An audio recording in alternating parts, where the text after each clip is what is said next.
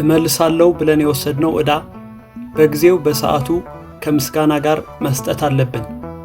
ካልተመለሰ ነፃነትን የሚጋፋ ነገር ነው። ዕዳ ያለው አካል ላይ ሳይሆን ሕሊና ላይ ነው። ሰዎች ለሞት እያጣጣሩ እንኳ የእገሌ ዕዳ አለብኝ ይላሉ። ዕዳ የማያስተኛ ብቻ ሳይሆን የማያስሞትም ነው። ክርስቲያን በሚችለው አቅም በጸሎት እየተቀበለ መኖርን መለማመድ አለበት። ፍላጎቱንም በመግታት ከዕዳ ነፃ የሆነ ኑሮ መኖር ይገባዋል። ግድ ሆኖበት ዕዳ ውስጥ ከገባ ግን በታማኝነት መመለስ ይገባዋል። ሌሎችን አበድሮ ከሆነ ደግሞ ሳይቀየም እርሱም ከእግዚአብሔር የተቀበለ መሆኑን በማሰብ ማስጨነቅ የለበትም። ዕዳ ግን የገንዘብ ብቻ አይደለም። ትልቁ ዕዳ ያልተመለሰ ፍቅር ነው። ሐዋርያው ጳውሎስ እርስ በርሳችሁ ከመዋደድ በቀር ለማንም ዕዳ አይኑርባችሁ ብሏል። ፍቅር ፍቅርን ይፈልጋል። የሚወደን እንድንወደው ይፈልጋል። እግዚአብሔርም ባንወደውም የማይደንቀው ዝም ብሎ ጥሎበት የሚወደን አይደለም፣ እንድንወደው ይፈልጋል። ፍቅር ራሱን መቀበል ይሻል። ፍቅር ከራሱ ያነሰውን አይቀበልም። ፍቅር በፍቅር እንጂ በምንም አይመለስም።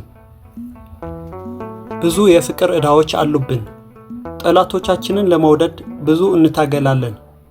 ጠላትን ከመውደድ በፊት ግን የሚወዱንን መውደድ አለብን። የሚወደንን ጌታ፣ የሚወዱንን ወዳጆች መውደድ ካልጀመርን ጠላቶቻችንን ወደ መውደድ አናድግም። ብዙ ጊዜ ለሚወዱን ግድ የለንም። እንደፈረደባቸው እንቆጥራቸዋለን። አጥብቀው ያሰሩትን ዘቅዝቀው ይሸከሙታል እያልን የትም አይሄዱም ብለን ጣልጣል እናረጋቸዋለን። እኛ የምንከተለው የጠሉንንና የናቁን የመሰለንን ነው። ይህም ፍቅር ሳይሆን እልህ ነው። እነርሱም እጃችንን ሲገቡ እንጠላቸዋለን፣ እንበቀላቸዋለን።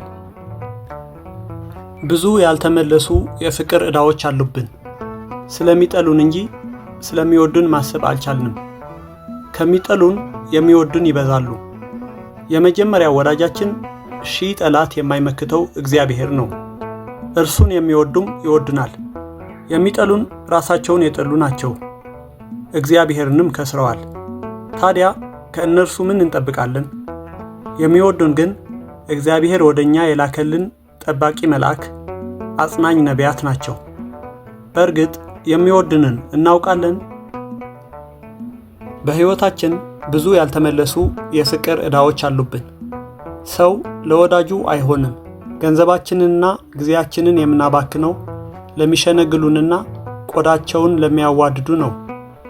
በእርግጥ ለሚወዱን የተፈታ ነገር የለንም።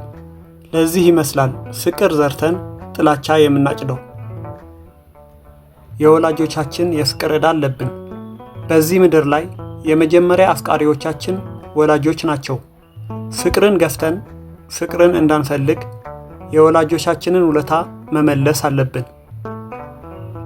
ሁሉ ደጃፉን በዘጋብን ቀን በራቸውን ከፍተው የተቀበሉን፣ በመከራ ቀን አጠገባችን የቆሙ፣ በችግራችን የረዱን እነዚያ ሰዎች ዛሬ ረስተናቸዋል። ዕዳችንን መመለስ አለብን። እነርሱ ባይጠብቁን እግዚአብሔር እየጠበቀን ነው። ቢያንስ ለመልካምነታቸው ዕውቅና መስጠት አለብን። ምናልባት የገንዘብ ዕዳ የለብን ይሆናል። የፍቅር ዕዳስ የለብንም ይሆን? የሚወደንን ጌታ፣ የሚወዱንን ወዳጆች እንውደድ። ወስብሐት ለእግዚአብሔር።